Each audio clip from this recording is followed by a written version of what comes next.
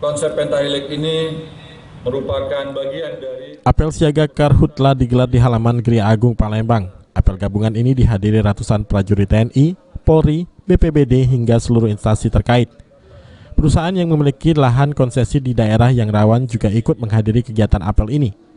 Kepala BNPB Letjen TNI Doni Munardo menyampaikan apel ini digelar sebagai warning bagi semua pihak karena puncak musim kemarau sudah mulai bulan Agustus. Karena itu semua pihak dilibatkan termasuk kebutuhan tiap daerah di wilayah Sumsel.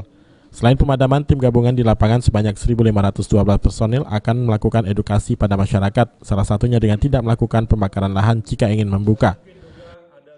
Dari Badan Meteorologi dan Klimatologi bahwa mulai Juli ini sudah mulai masuk kemarau. Nanti puncaknya sekitar Agustus, September, baru mulai masuk musim hujan.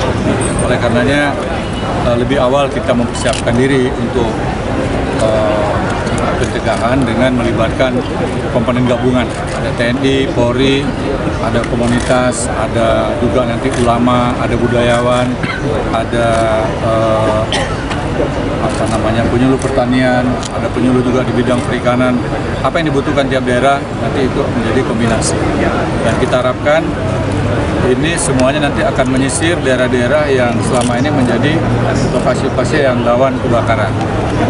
Pendekatannya adalah pendekatan kesejahteraan, melakukan berbagai macam edukasi pada masyarakat, kemudian juga pendekatan ekosistem, mengajak masyarakat untuk bisa melakukan program-program yang bisa menimbulkan kepentingan ekonomi, tapi juga punya fungsi ekologis. Beberapa daerah di Sumatera Selatan yang banyak terdapat lahan gambut dikhawatirkan rawan kebakaran seperti di Ogan Ilir, Ogan Komering Ilir, Banyuasin, dan Musi Banyuasin. Ade Sunandar, PAL TV. Dua golongan.